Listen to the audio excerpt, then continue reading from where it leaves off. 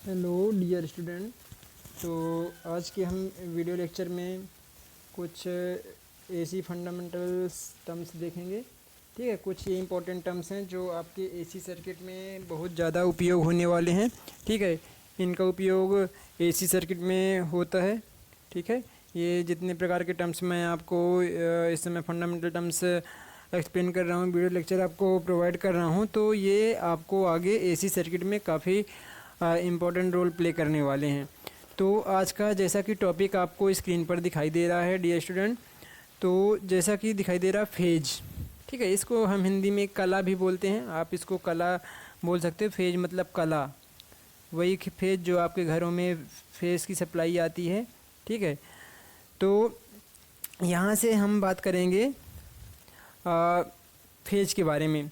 ठीक है, तो फेज क्या होता है कि एक कंप्लीट साइकिल जो हमारा करंट होता है, ये कंप्लीट साइकिल के दौरान ये विभिन्न विभिन्न स्टेट में, पॉजिटिव हाफ साइकिल में, नेगेटिव हाफ साइकिल में इसे गुजरना पड़ता है। ठीक है, पॉजिटिव हाफ साइकिल और नेगेटिव हाफ साइकिल में इसको गुजरना पड़ता है, जैसे कि ये आपको यहाँ पर दिखाई दे रहा है स्क्रीन पर।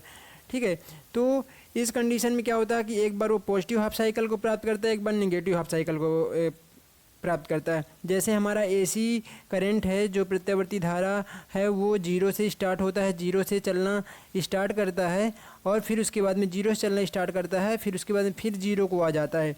पॉजिटिव हाफ साइकिल में जीरो से स्टार्ट किया, फिर मैक्सिमम की ओर गया, फिर जीरो को प्राप्त करता है, फिर इसके बाद में ये आगे नेगेटिव हाफ साइकिल में इंक्रीज करता है और मैक्सिमम नेगेटिव को प्राप्त करता है, इसके बाद में फिर से ये जीरो को प्राप्त करता है। तो इस प्रकार से हमारे जो एसी प्रत्यावर्ती धारा है, पॉजिटिव हाफ साइकिल और नेगेटिव हाफ साइकिल से इसे गुजरना होता है।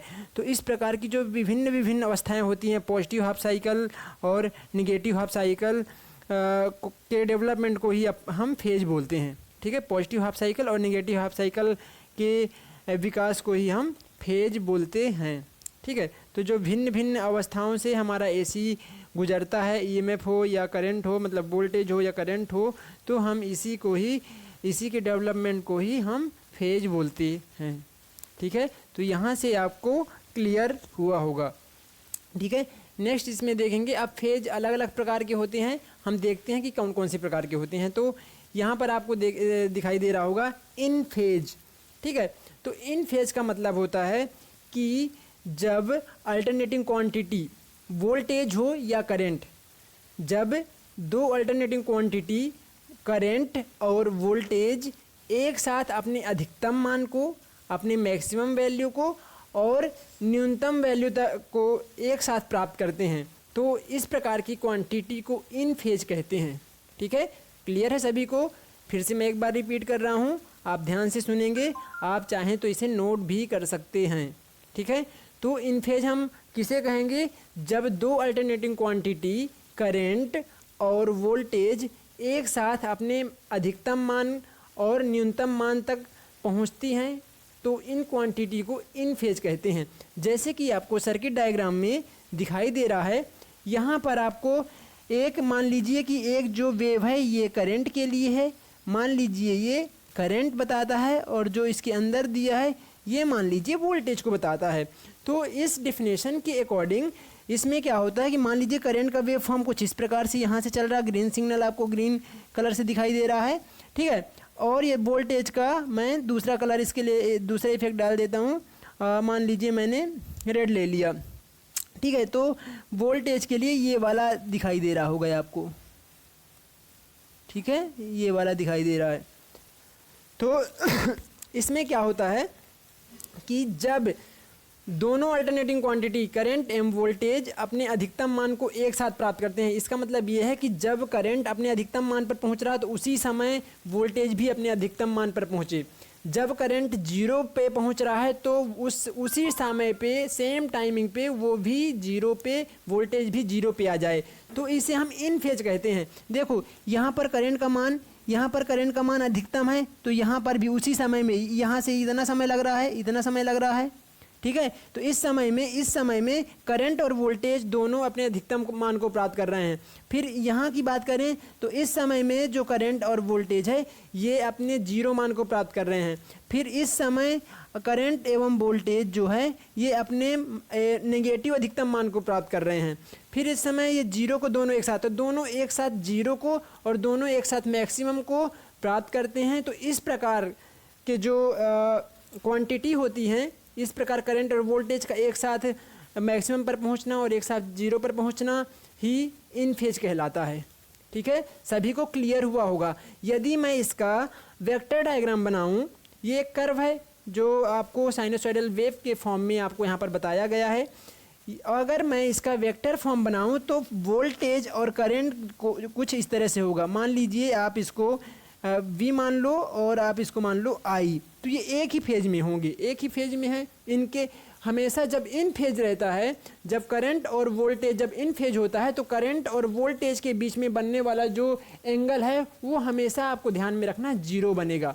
इन फेज का मतलब है वोल्टेज और करंट के बीच में बनने वाला जो एंगल है वो जीरो होगा। तो देखिए यहाँ पर आपको जीरो एंगल दिखाई दे रहा होगा। ठीक है, यहाँ पर कोई भी एंगल नहीं बन रहा, जीरो पे है, सेम फेज पे है, एक ही फेज पे हैं। तो ये आप वेक्टर डायग्राम भी आपको ड्रॉ करना है। मैं सभी से रिक्वेस्ट कर रहा हूँ कि आप सभी लोग इसका नोट्स भी बनाते चलें। ठीक है, तो आपको वेक्टर डायग्राम भी क्लियरली इस तरह से बना लेना है। ठीक है, ये वेक्टर डायग्राम है आपका। मान लीजिए एक में वोल्टेज ले लिया, एक में करंट ले लिया। ये करंट को बता रहा है और ये वोल्टेज को बता रहा है, दोनों एक ही फेज में हैं। ठीक है, आप यहाँ हेड लिख लेना, ये वेक्टर डायग्राम है, ये जो है ये वेक्टर डायग्राम है। ठीक है, तो इसके बाद में हम इसका सेकंड देखेंगे, आउट ऑफ फेज। ठीक है, अब इसी का आउट ऑफ फेज होता है। ठीक है, तो आउट ऑफ फेज हम किसे कहेंगे कि जब दो अल्टरनेटिंग क्वांटिटीज एक साथ अधिकतम और न्यूनतम मान पर नहीं पहुंचती हैं। दो अल्टरनेटिंग क्वांटिटी वोल्टेज और करंट एक साथ अपने अधिकतम और न्यूनतम मान पर नहीं पहुंचते हैं, तो उन्हें हम आउट ऑफ फेज बोलेंगे। या कह सकते हैं कि ये अधिकतम मान और न्यूनतम मान को अलग अलग टाइम पे ये दोनों अचीव करते हैं। ठीक है, सभी को क्लियर होना चाहिए। यहाँ पर न्यूनतम और अधिकतम मान अलग अलग समय पे रिसीव करते हैं, अचीव करते हैं, इस कारण हम इसे आउट ऑफ फेज कहते हैं। जैसे कि आपको इस साइनसॉइडल वेव में दिखाई दे रहा होगा कि यहाँ पर देखिए, मान लीजिए मैंने इसको वोल्टेज मान लिया है और मान लीजिए कि मैंने इसको करंट मान लिया है। ये वोल्टेज को शो कर रहा है और ये करंट को शो कर रहा है। उस कंडीशन में देखो यहाँ पर जब वोल्टेज जब ये मैक्सिमम मान पर पहुँच रहा था, जब वोल्टेज यहाँ मैक्सिमम मान पे पहुँच रहा था, तब करंट का मान जीरो था। मतलब एक ही समय में इनके अलग अलग रिस्पॉन्स हैं। मतलब वोल्टेज का मान यहाँ पर अलग समय पे या उसी समय पे अधिकतम है, तो करंट का मान उस समय शून्य है।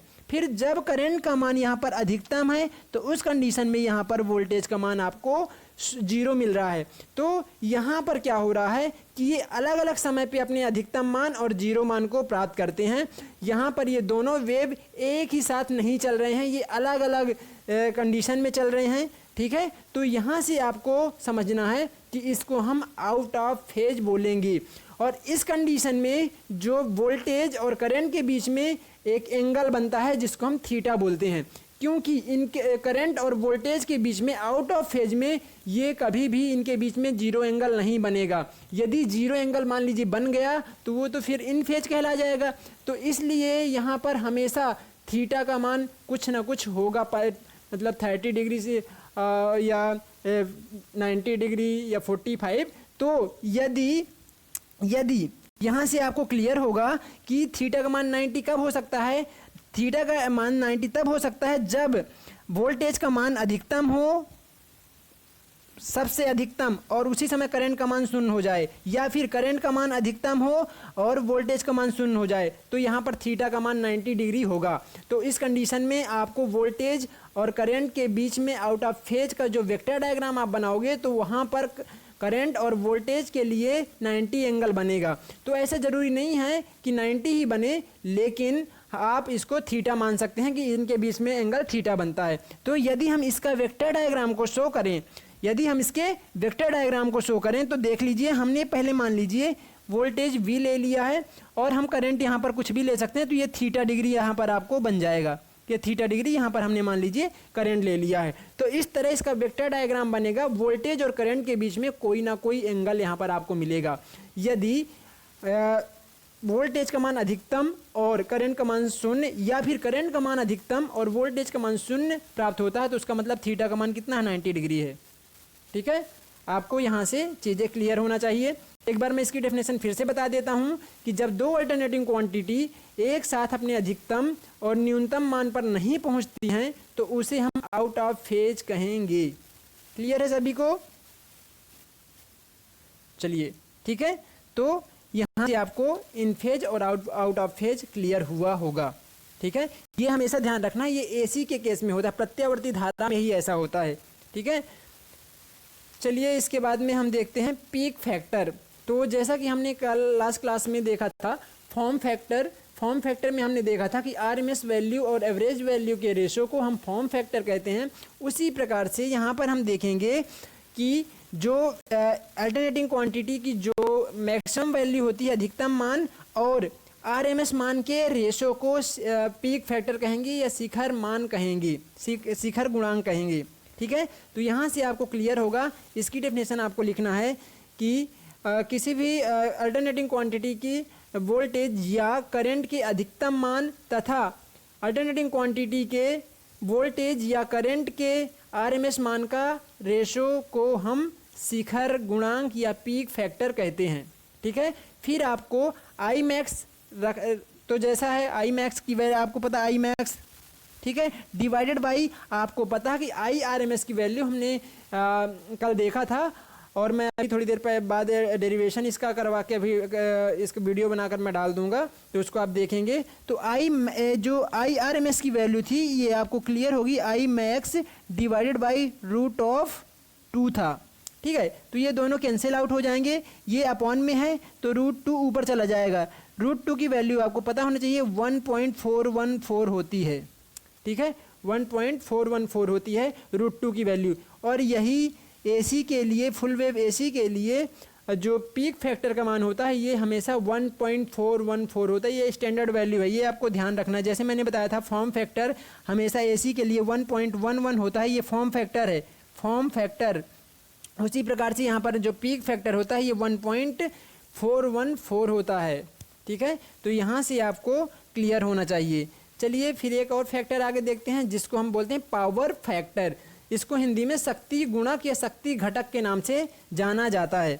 ठीक है, तो यदि हम इसकी डिफिनेशन की बात करें तो इसका डिफिनेशन होगा पावर फैक्टर इक्वल्स टू वास्तविक शक्ति अपॉन आभासी शक्ति। इट मीन्स जो हमारा पावर फैक्टर होता है वो रियल पावर और एपरेंट पावर का रेशो होता है। ठीक है, आपको ध्यान में रखना है जो पावर फैक्टर होता है वो रियल पावर और एपरेंट पावर का रेशो होता है। ठीक है, तो आप इसको इस तरह से भी डिफाइन कर सकते हैं कि रियल पावर और एपरेंट पावर के रेशो के अनुपात को हम शक्ति गुणक या पावर फैक्टर कहते हैं।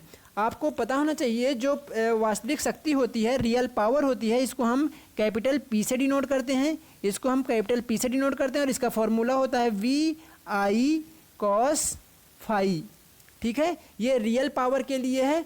और यदि हम एपरेंट पावर की बात करें, एपरेंट पावर को कैपिटल S से डिनोट करते हैं, और इसको हम बात करें तो V × I होता है।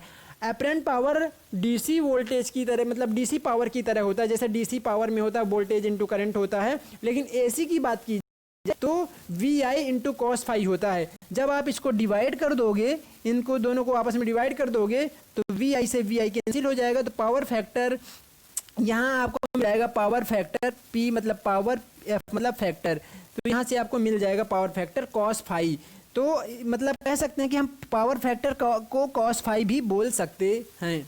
ठीक है, तो आपको ध्यान देना है। यदि हम दूसरी डेफिनेशन यहाँ पर देखें पावर फैक्टर की, तो पावर फैक्टर का जो रेजिस्टेंस R होता है, मतलब जो किसी भी प्योर इंडक्टिव सर्किट का, प्योर मतलब कोई भी सर्किट है, एसी सर्किट है, एनी एसी सर्किट का जो रेजिस्टेंस R होता है और उसका इम्पीडेंस Z होता है, उसका रेशो को भी हम पावर फैक्टर cos फाई बोलते हैं। तो cos phi equals to R/Z भी होता है, या फिर हम पावर फैक्टर को रियल पावर और एपरेंट पावर के रेशो से भी डिनोट कर सकते हैं, एक्सप्लेन कर सकते हैं। ठीक है, हम पावर फैक्टर को cos फाई से डिनोट करते हैं।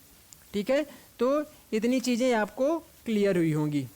ठीक है, तो आज की क्लास इतनी ही।